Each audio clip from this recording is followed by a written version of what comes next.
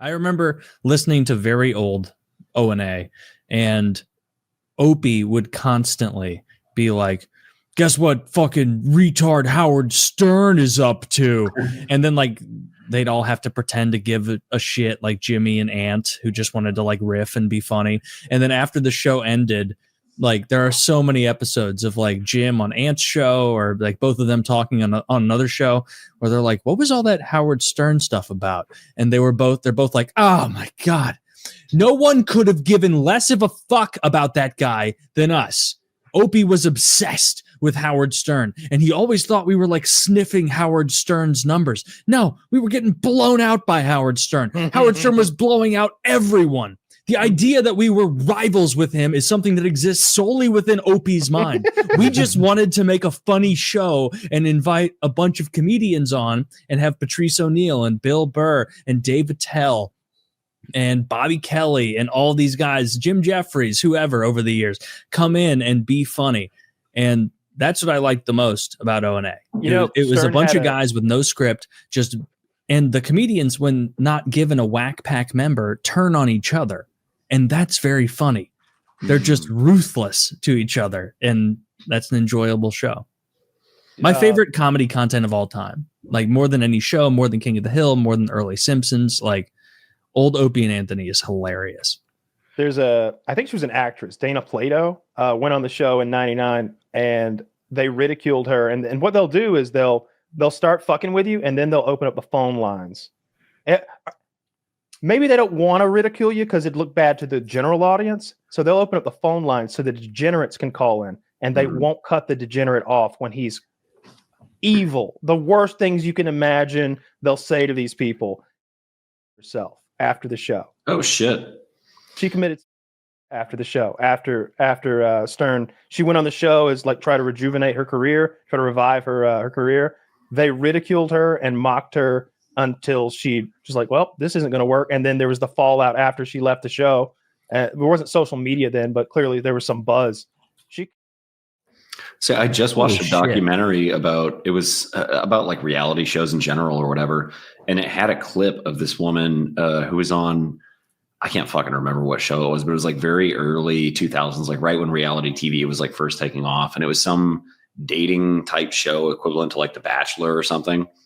And Stern had this woman on, and she was basically talking about like how this reality, she basically was like one of the first people telling the American public, like, hey, reality TV, turns out you won't believe this. It's all horse shit.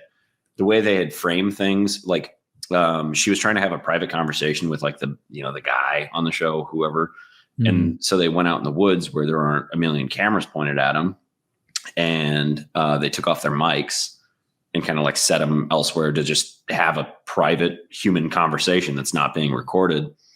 And the producers of the show put like audio clips that they had separately recorded of her like moaning. Wow. She was getting like a massage from another female contestant on the show, like just completely out of context. But she was on Stern and she was telling this story.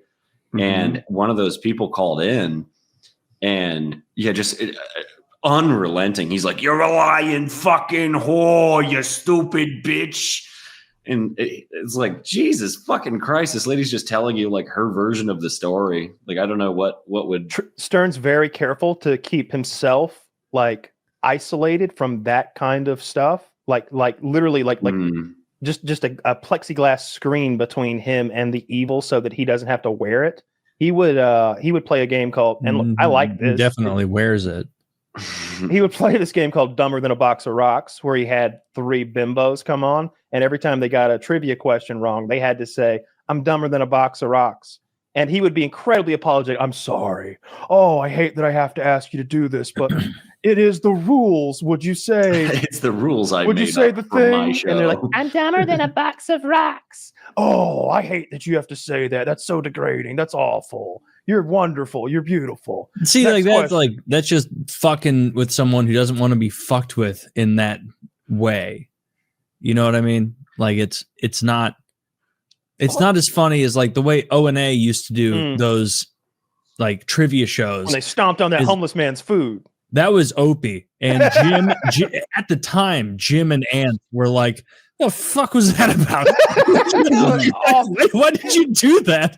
Like, that's so horrible. And it could have been like a win for them if like immediately they had like come up the next day with the behind the scene footage of them being like, I'm just kidding, man. Let's go to Morton's and get a steak, and then let's go get you a new wardrobe and a shower, and like taking him out on the town and had a blast with him. Dude, literally anything. They could have shown up immediately behind that and been like, Opie stomped that cake because we've got 5 better cakes for you right here. Enjoy 5. Give him an amount of cakes that are impossible to eat as a homeless guy. And then that is a funnier thing because he still gets his cake and this and that, but like he just stomped on some homeless guy's cake who's like, I was gonna eat that. And it's like, what the fuck?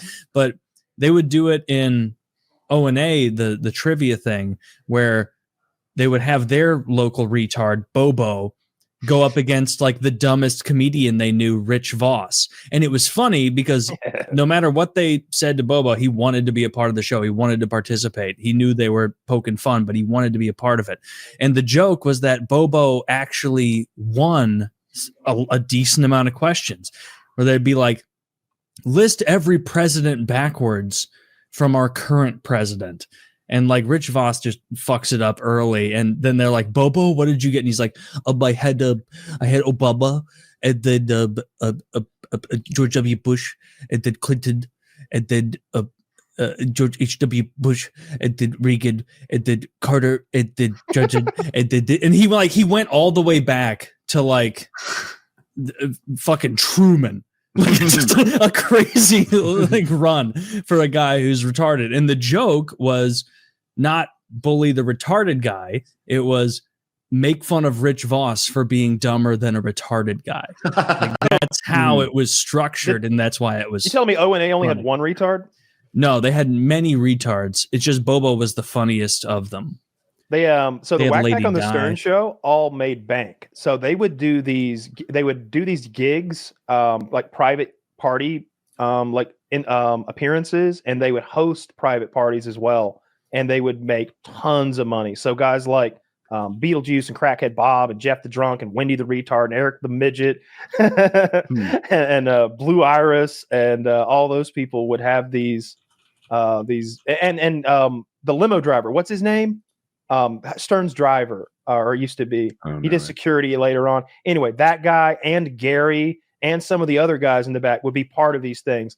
And they'd all make thousands and thousands of dollars like every weekend to show up to some party and drink and have a good time with fans. And it became like they were being exploited, but they were getting paid. That just sounds like work to me. That just sounds like a job.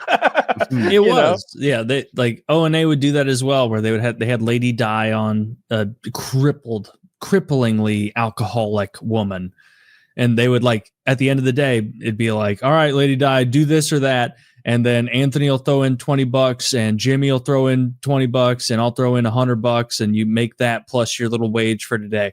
And then the next day she would come in and they'd be like, where's the money, Lady Di? Did you pay that rent you need? And she's like, well, I really didn't, because after the show I went to TGI's, and then at TGI's, and they would be like, just say TGI Fridays. Nobody says TGI. And they'd be like, what did you have at TGI Fridays? And they're like, she's like, well, I had chicken fingers and then 11 pints of beer. Jesus. And they're like, so how much money's left? And she's like, well, to be honest with you, about $4.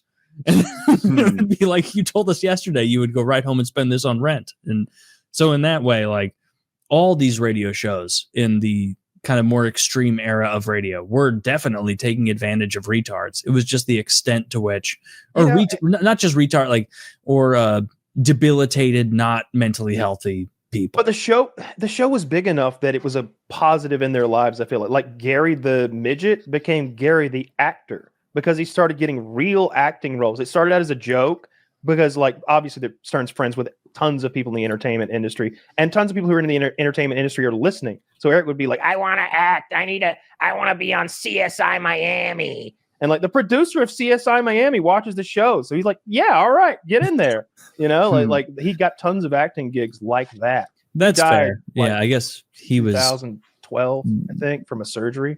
Stern was just his own level of popular at the time. His interviews are still like amazing. Every now and then I catch YouTube videos that'll just be his interview with someone, and they're very good. They're very good interviews. I like hearing him have a straight conversation with Eric Clapton or fucking Barack Obama or whoever. He's amazing at it. But I feel to talk about stuff you wouldn't think they'd open up about. Like you got Bill Murray to talk about his love life and like his sense of meaning and loneliness and stuff. And it was like, holy smokes, this is Bill Murray being real. Yeah. Oh, another Jeopardy question. Which SNL cast member has won an Oscar? I don't know any SNL cat. I've never watched SNL. Really. Just ignoring the cultural zeitgeist. I've seen clips on YouTube of like the cowbell. How have you never watched SNL? Because it's for old people and gay. What the fuck is wrong with you? This is I don't know. Using context clues, Bill Murray. That was what a lot of the contestants guessed. But hold on. Who You'll else never was get even it. on? Adam You'll Sandler. never get it. Nope. No. Who's that? Eddie Murphy. Nope. Well, damn. What it. era? Give Those me are a decade. the only people I could have known. It was. I honestly don't know. Was but it Chevy had to be, Chase had to be on like SNL? 80s or early 90s. He was. Okay. 80s, early 90s. Did Chevy Chase? Dana Carvey. Nope. You'll never get it. Yeah, I got nothing. I didn't get it either. Go ahead, give it away. Robert Downey Jr. Robert Downey Jr. was a cast member of SNL briefly, and he recently won an Oscar for Oppenheimer. He's your peer, right? Were you guys in that commercial together? We were, yes. We didn't chat about that on the day. Yeah, that makes you peers. Yeah. We're more interested in Guy Ritchie's guitar playing. No, it didn't come up. Did you bring it up where you were like, "Yeah, I got the call about Iron Man." Also, it wasn't for me. I'm too big for the suit. Yeah. You know, I only take roles that show my face. Seems like pretty gay cape. Yeah, shit some to me, kid, so I didn't some do it. kid movie? No thanks, dude. Comic books. I thought you were an actor. Yeah.